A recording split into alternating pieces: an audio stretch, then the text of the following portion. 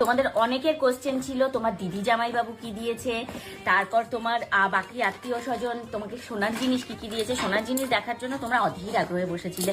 তো চলো তোমাদেরকে দেখাই এক এক করে সোনার জিনিস কে কি দিয়েছে বিয়েতে। দেখাই এই যে একটা গলার, এইটা হচ্ছে লকেট, লকেটের সঙ্গে টার্সেল।